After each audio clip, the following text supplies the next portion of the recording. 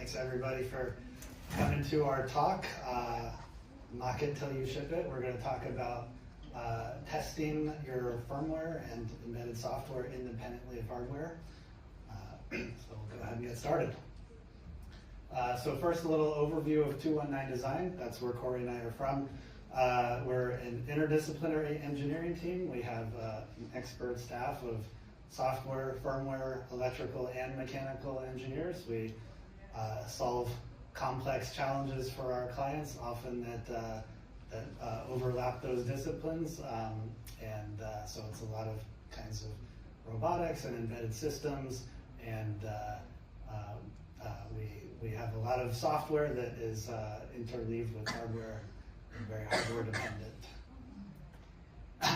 So testing is an important part of all of our projects. We're working on mission critical systems, often for medical devices or very sensitive industrial types of systems, and so testing is an important part of the development process for us. So we've really refined our process for being able to test our software when there's hardware in the mix.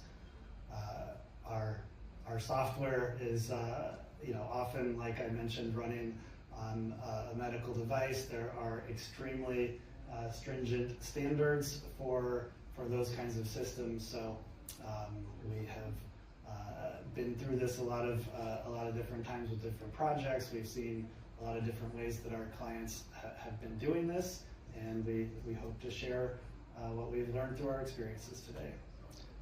I am Larry Miller. I'm one of the founding partners of 219 Design. I do a lot of project management, working on software projects and embedded systems projects, but I also work on electrical and mechanical projects as well. Corey Todd is with me also. He's one of our software and firmware experts on the team.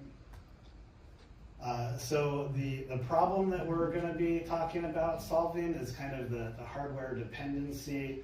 I think everybody who came here might already have some kind of inclination to want to decouple their test processes from hardware, but there's a lot of reasons why we want to do this. Part of it is the physical availability of the hardware itself, the fact that you have a lot of engineers working on a project and you want to be writing the software before the hardware design is complete. You might have one or two test systems for a lot of different people who need to be testing. There's a lot of situations that come up when you work with hardware. If the hardware itself becomes is faulty, you might be questioning whether the issue that you're running into is the software or the hardware itself.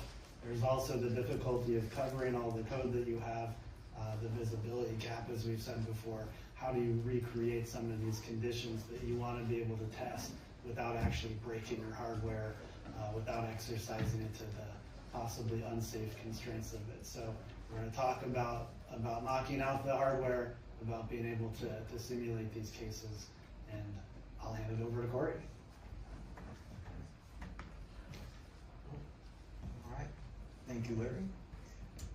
So yeah, my name's Corey. I've been working on software for about 15 years, embedded system, software, kernels, all over the place, and hardware is not always readily available. So mocking system software is something that I really love doing, and hopefully some of this is maybe not new to you, but maybe we can teach you some new terminologies and ways to solve problems you might be having. So here we're starting with a diagram that should be familiar to everyone. This is a nice way to think about your structure. I like this because it shows the separation, the distance between the hardware you're testing and everything that sits between what you want to test, right? There's a lot of stuff in the way. There are a lot of things that can go wrong. And you don't always control all of those systems. The BSP or the HAL, that could be vendor provided. That could be something that's legacy from in-house, a lot of moving pieces, and often risky to change. So mocking is not only just for hardware, but it's also for anything in your stack.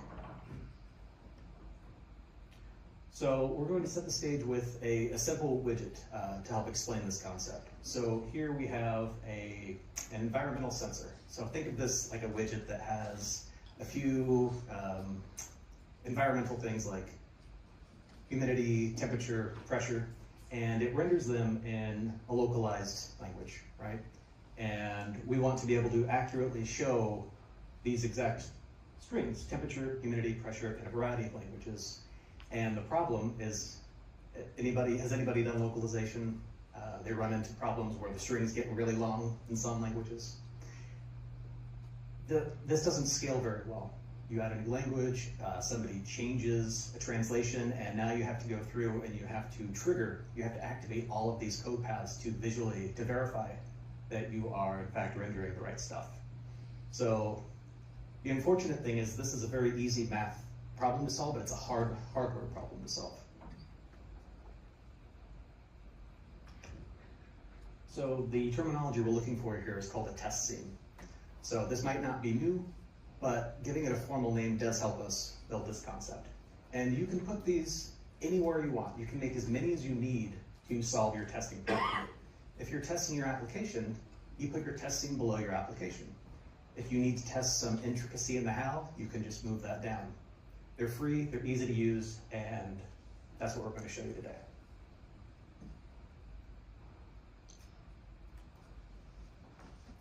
So let's set the baseline with testing. So this should be familiar. Anyone who does unit testing, what this is demonstrating is a controlled input. We're measuring the output. So there's not much to look at here because you can read this code and trust that it's doing what it says on the tin. You don't need to inspect a lot of code to know that, yes, this is a valid temperature translation. And the idea is to take the same concept of being able to trust such a simple, concise test and expand that to your hardware and other more complex, more interesting things. And that's what mocking gives you. So if we go a little further, let's take an LCD example. So you're rendering data to a screen and you want to test something, maybe the I2C bus times out. So as Larry had mentioned, traditionally with hardware, maybe you would have to fiddle with a resistor, pop a wire off the board, add some noise to try and stress the system to induce this behavior. That's not reliable, that's hard to do on every single build that you want to publish to a client. So here, we can define this using that same pattern that we showed with the temperature translation. You don't need to see any other code than this. You know, here's my expected return value. I want to say the hardware's telling me there was a timeout. All right, let's call our actual initialization code and see what we get. And these live right in the source code. So any developer that checks this out, be it on CI, somebody across the ocean, it's all going to run the same. No hardware concerns with that at all. None of that. It works on my machine, right? Everyone's probably heard that. But I think we promised something more, didn't we? We said we want to be able to show hardware is not necessary for finding these bugs. So building off of that last example with the LCD screen, we can take these, our simulated execution, and we can plug in our own execution. So here we're taking that same concept and we're plugging it into, say, a UI emulator. In this case, SDL. So we can draw strings, we can render graphics, we can do all of this virtually. But it's the exact same code that runs on the hardware. And what this gives you is we can instantly see the user interface. So however you want to measure that, right? You could go a pixel perfect bitmap. You could say, if my screen dimensions change, maybe there's a part change, does all my translation or all my scaling routines for the UI, are they actually working? With just a few lines of code, you get the same benefit. So now let's tie this back to what I was talking about with the localization. So I had mentioned maybe there's a mistranslation. So in this case, somebody spotted that the word for pressure there was a typo on the German translation. So we say, okay, great. This is an easy ticket. It's one line of code. This is the smallest PR in the world. You slap a looks good to me response on it and you merge it. And unfortunately, let's see if we can get the video playing there. There we go. So we cycle through the different languages, humidity, and there it is, the T's cut off. So unless you are reading German on a daily basis, you know to look for that. There's a very high likelihood that QA is going to miss that, unless you're actually looking for that exact string. Now, I'd like to point out that this doesn't have to be used just for localization. Anything you can imagine for hardware, the same test procedure can be used. So that's really what we're trying to drive home here. And what does this look like at the end of the day? So we implement this, and what do we get? We have a standard unit test. You can pipe it into a CI. And this is all real code, by the way. We have links up on our GitHub, so you can see this in action. We tried to minimize the code on the screen to keep it at an intermediate level. But yeah, you can peruse. There's Docker containers and everything you'll need to get this mocking set up and hopefully be useful for your projects. So what I really like about this, above all, is the determinism in that testing. I know that if I see a bug, it is a bug that I made. And those are my favorite types of bugs because I can fix those. If it's a bug in the hardware, that becomes a team discussion, but more importantly, it becomes a regression test, right? If we made an assumption that was incorrect about hardware, we need to talk about that as a team and make sure before we get too late in the development process. So not only are we testing sooner, we're able to close that feedback loop sooner, make better hardware sooner, and just have a much more pleasant time developing. So one of my mantras is embedded code is really just software at the end of the day. It shouldn't be treated as anything other than software. It happens to run on really neat hardware. I love working with hardware. But when we treat it like software, we're able to get more testing more quickly. That's it. Thank you. And any questions for us? Hi, I'm sorry, I'm very new to this area. So is this kind of the reverse engineering, or it is now, right? Or it is... No, it's not reverse engineering. This would be forward engineering, where you are taking a product and you want to eliminate some part that is complex. So if you're developing on, let's say, a network that's slow, you could mock out that network and simulate various scenarios. So for example, for me, I have some USB or pattern. I'm looking for tech partners to test and validate my building stuff, but also I'm worried about reverse engineering. So for me, I'm thinking from different perspectives. I actually appreciate this very nice, efficient solution, but how can I to protect myself? The pattern style will not be changed in this way for my competitors, for example. Excellent question. I'd be happy to talk with you about that off stage. Thank you. Yes, sir. Have you guys found anything particularly useful for reducing the amount of work required for writing the simulation and stuff here? Because if you have to mock out a full simulator for all your hardware stuff or something that's as big of a project as the other projects. Absolutely. I'm so happy you asked that. So let me see if I can get the right screen. Okay. So here's GitHub. This is actual code. And my goal here is to pull up a test file and then talk at the same time. So with testing, are you familiar with FFF? Does that ring a bell for anybody? Awesome. All right, sales pitch for FFF. This is a free open source bit of software. It's header only, written in C. I can't say enough great things about it. It makes things very easy because, as I showed you in that slide, that was literally all the code it takes to make a mock function. And there's even more automation if you have a more complicated thing. So here we go to mocks. There we go.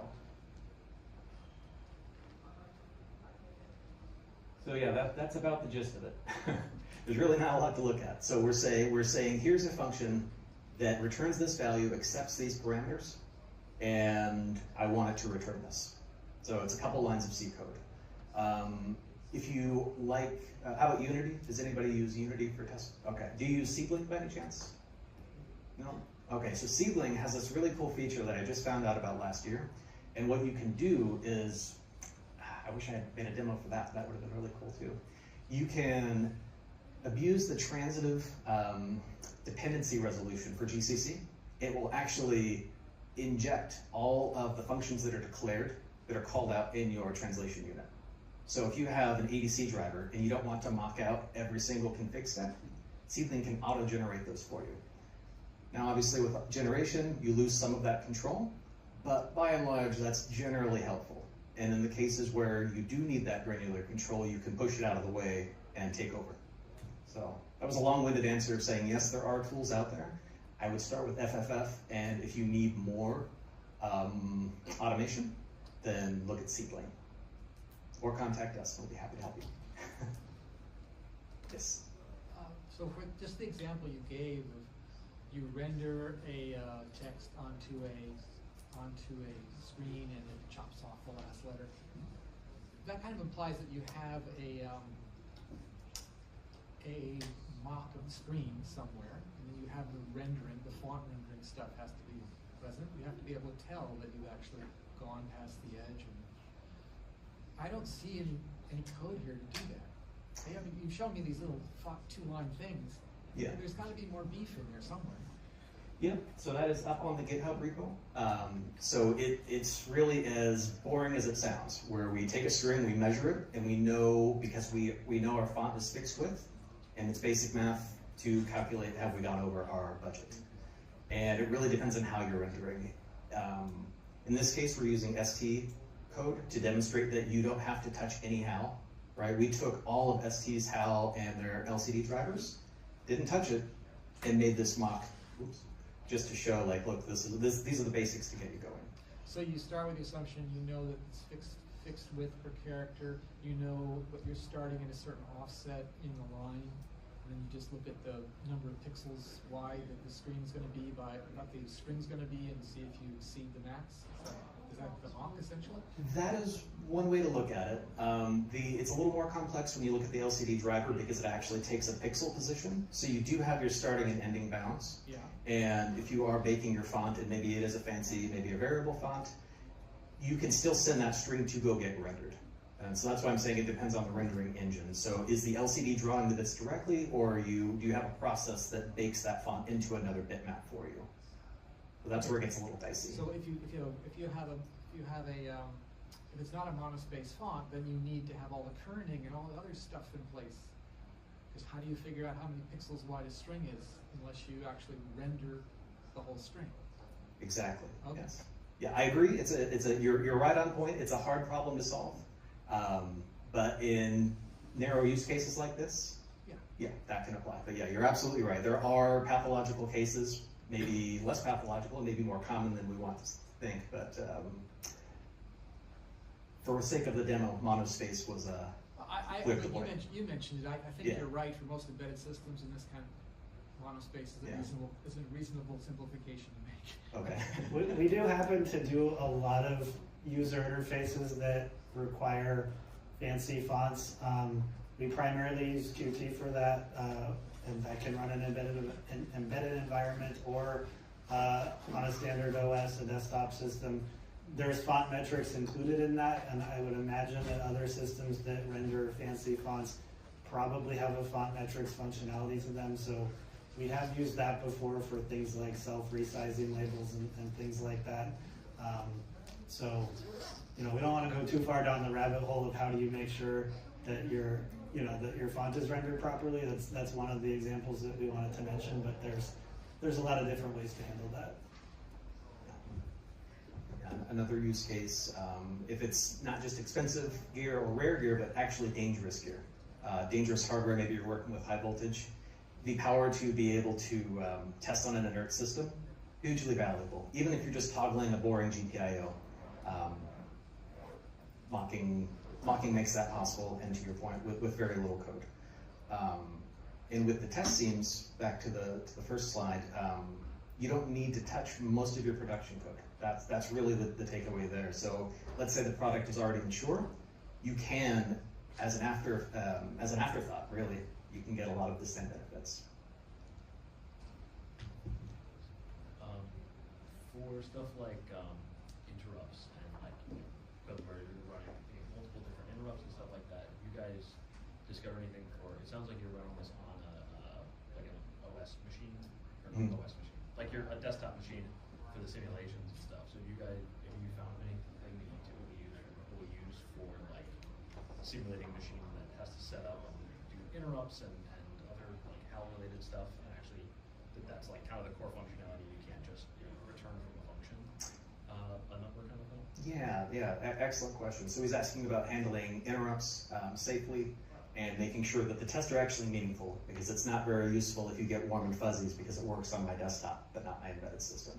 So yes, to answer your question, there's a few ways we've gone about it. First and foremost is separating that logic as much as possible, right? So you're really testing what is the interrupt doing. You're really protecting critical sections at the end of the day, right? There are responses and signals that matter, but the more you can extract from what the IRQs are doing, the easier it is to test. Now, to the extent where that's not possible, and the interrupt is really just another function at the end of the day. It doesn't really matter that it was generated by hardware from the context of the test, right? And where that would come into play is, it sounds like you're talking about concurrency issues, possibly. Yeah, so like in any sufficiently complicated embedded system, testing starts to become useful. Yeah. Like, we haven't implemented much of this stuff, because it's like, what meaningful thing can we actually test? Okay, we can test that our string rendering function isn't too long, but that doesn't, for a lot of stuff, it's like, that's kind of the easy problem. Mm-hmm. And then the hard problem is, okay, we've got 50 different interrupts going on for different things. How do we make sure there's not race conditions, or we didn't set up our critical sections wrong, or something like that. So I guess have you guys found anything you found useful? Yeah, not for race conditions. That's a very deep and hard problem to solve. But critical sections in particular, that is absolutely solvable, right? You just have a counter, basically like a borrow checker, for lack of a better term, to make sure that you're incrementing and decrementing in the correct order.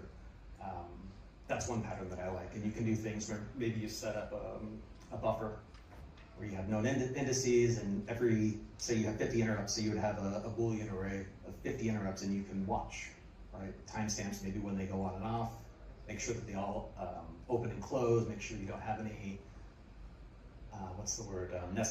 unexpectedly nested interrupts. So those are patterns that I like. So that is approachable, but you're correct. It does not solve, there's no magic bullet for concurrency with this approach. The things that I think that we have found, which not related to this talk, but oftentimes when there's interrupts involved, we're running on the bare metal. If we really need to cover all cases, we try to find a processor that has a good simulator provided by the manufacturer. In that case, you can inject the interrupts. There's a lot of very powerful things where you can set the state of all the I/O pins in the simulator. It's not the same as running it like in CI on GitHub or something like that, but you can probably, we've been able to kind of script different scenarios using the processor simulator. Okay, that answers. But that does require the processor that you chose to have a good simulator. So that's a decision that needs to be made before you embark on this testing journey.